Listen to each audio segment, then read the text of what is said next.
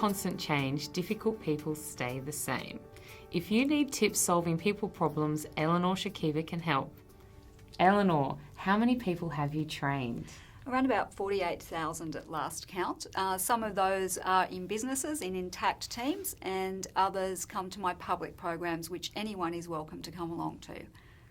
And now you've written a book, Difficult People Made Easy. Yes, and it was a lot of work, but what I've done is taken all the things I learned from those 48,000 people about questions about how to handle difficult people and put it all down into a book format. Why did you write Difficult People Made Easy? Because my clients were telling me about their problems and they were saying there's no book out there that really helps us solve these problems.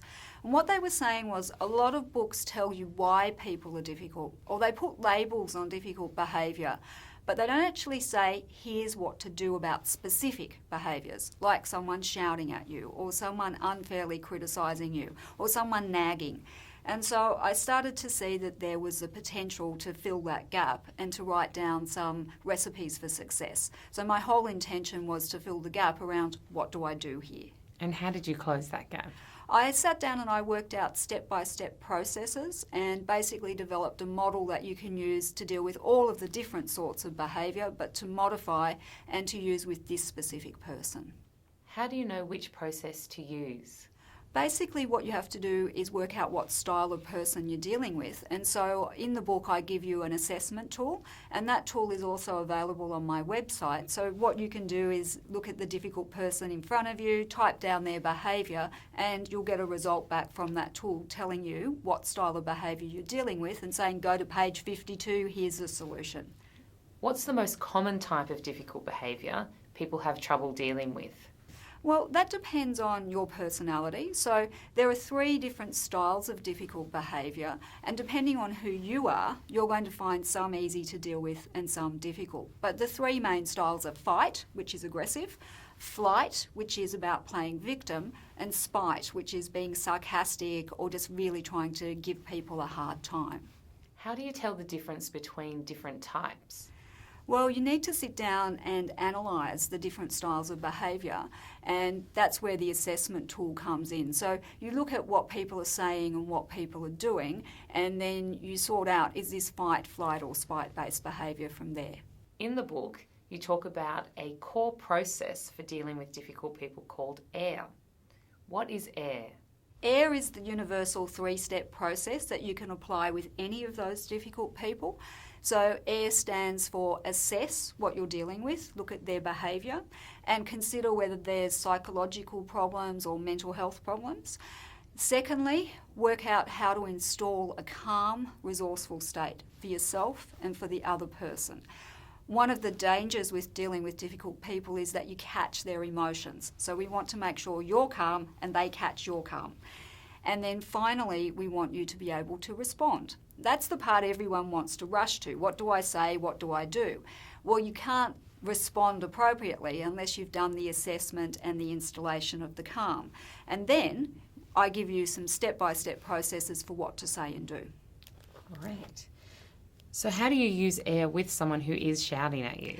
Well, they're hard to deal with, aren't they, because they're so aggressive. So what we do is we put in an extra step and make the process PAIR. And PAIR is about preventing them from becoming really aggressive or potentially violent. So first of all, you need to calm them down and get them to the point where they can actually listen. And that generally takes around about 10 minutes. And I give you a process for doing that. Then you go into assessing what the problem is, because people don't get upset without there being something wrong. Then you work out how to keep both yourself and the other person calm while you solve the problem, and then you start discussing the problem and responding. Would you also use the PAIR approach with someone who is playing victim? You wouldn't. So there's a separate process for that, which is called STARE. STARE is about separating yourself from the other person, and that's a really important part of dealing with a victim mentality, because the victim wants to bait you into rescuer role. So what you're doing with STARE is separating and setting a boundary between yourself and the other person. And then you need to take time, because people who play victim want to dig into the problem, they want to tell you all about it. So you need to slow down your approach and help them solve the problem for themselves. Then you move into the other steps of AIR from there. In the book, you talk about how hard it is to resist being baited by someone who is in the victim role. How do you avoid being baited into rescuing the victim? It's all about that thing called boundaries. So boundaries mark out your psychological space and your physical space. And so when someone's playing victim, they're intruding on your personal space, and you need to be able to say, stay back there, that's your problem. And so we teach you in the book how to set boundaries appropriately. So you're not being cruel, you're not being unkind, but you're keeping yourself okay when someone else is being manipulative. I imagine boundaries would be really difficult when you're dealing with spite-based people too. How do you deal with them? Well, basically this is about you realising it's not your problem, it's their problem. And then what you need to be able to do is move into what we call fair mode. And so fair mode is about being able to fight fair and being able to focus on the meta message. So the meta message is what they really communicate. And that's really important with people in spite mode because sarcasm works through incongruence between body language and words. So when someone goes, you look nice, it's the body language that gives away their offensiveness.